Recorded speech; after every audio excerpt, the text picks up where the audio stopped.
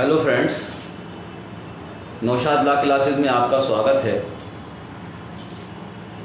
आज हम सीपीसी के एक महत्वपूर्ण सिद्धांत रेस जुडिकेटा पर चर्चा करेंगे। लेकिन आपसे अनुरोध है, इस वीडियो को शुरू करने से पहले आपसे मेरी एक रिक्वेस्ट है कि आप हमारे चैनल को सब्सक्राइब करें, शेयर करें एंड लाइक करें। तो शुरू करते हैं section 11 CPC. Section 11 CPC res judicata.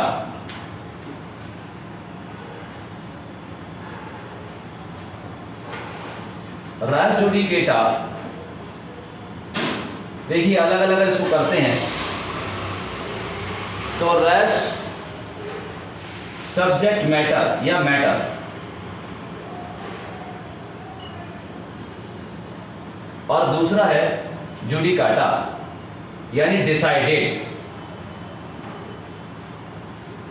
तो जैसा इसका नाम है, इससे बहुत क्लियर हो रहा है कि किसी कॉम्पिटेंट कोर्ट ने कोई मैटर को डिसाइड कर दिया है। तो सेक्शन 11 सीपीसी क्या कहता है? Race judicata, no court shall try any suit or issue in which the matter directly and substantially in issue has been directly and substantially in issue in a former suit between the same parties or between parties under whom they are any of them claim litigating under the same title in a court competent to try such subsequent suit or the suit in which such issue has been subsequently raised and has been heard and finally decided by such court। Section 11 पूर्ण न्याय। कोई भी न्यायालय किसी ऐसे वाद या विवादक का विचार नहीं करेगा जिसमें प्रत्यक्षता और सारता विवाद विषय उसी हक के अधीन मुकदमा करने वाले उन्हीं पक्षकारों के बीच के या ऐसे पक्षकारों के बीच के जिनसे वित्तीय अधिकार के अधीन वे या उनमें से कोई दावा करते हैं। किसी पूर्ववर्ती वाद में भी ऐसे न्यायालय में प्रत्यक्षता और सारता विवाद रहा है जो ऐसे पश्चातवर्ती वाद का या उस वाद का जिसमें सब विवादक वाद में उठाया गया है विचार करने के लिए सक्षम था और ऐसे न्यायालय द्वारा सुना जा चुका है और अंतिम रूप से निश्चित किया जा चुका है। ये लीगल लैंग्वेज है सेक्शन 11।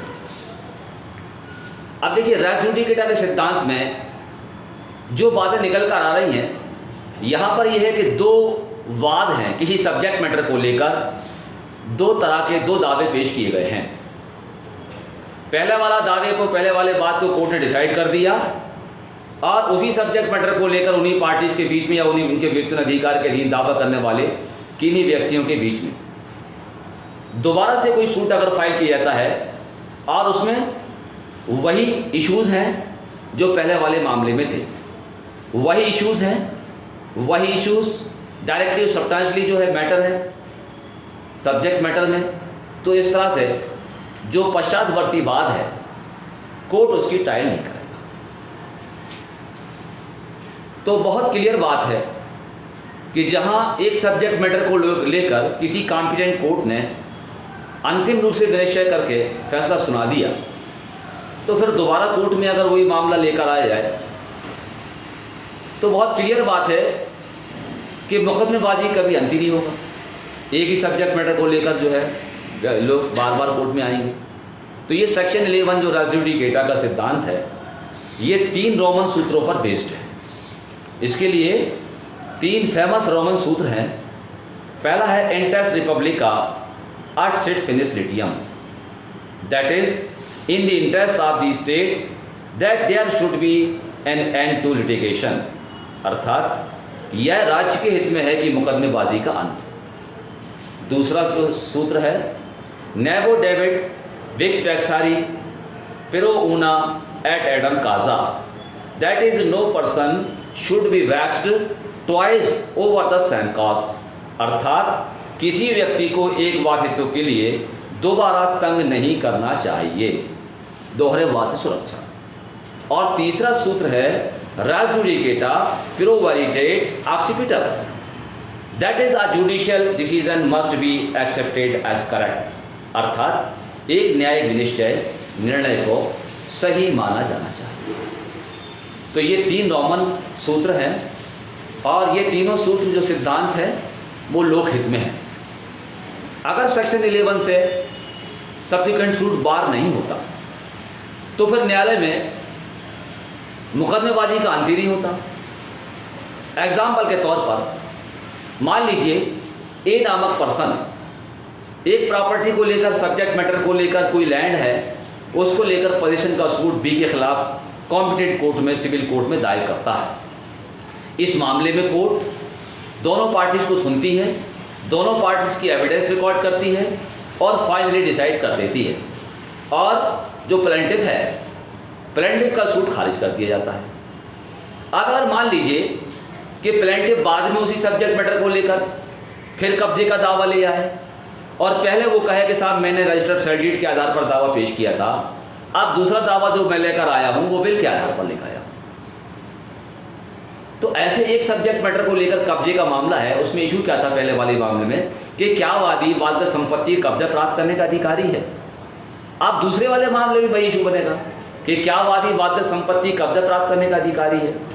तो ऐसे में अगर प्लेंटिफ को दोबारा जो है सूट फाइल करने लागू कर दिया जाए तो हो सकता है कि पहला वाला दावा कोर्ट ने खारिज कर दिया हो, दूसरे वाले दावे को डिग्री कर दे, तो न्यायालय के विनिश्चय में भिन्नता आने की संभावना है। या इसी एग्जाम्पल को अपन ले लें कि अगर बाय द वे एक ही डेथ हो जाती है और एक ही डेथ होने के बाद उसके जो पुत्र पुत्रियां हैं, जो औलाद से संतानें हैं, उसी सब्जेक्ट मैटर को लेकर बी के खिलाफ दोबारा दावा लेकर आए कि साहब हम चूँकि ए के एलार्ट्स हैं और उसके हक के अधीन मुकदमा करने वाले पक्षकार हैं, हमको कब्जा दिलाया जाए। तो यहाँ पर भी इशू वही है कि क्या ए के एलार्ट्स बी से उस संपत्ति कब्जा वापस प्राप्त करने के अधिकारी हैं, कब्जा लेने के अधिकारी हैं।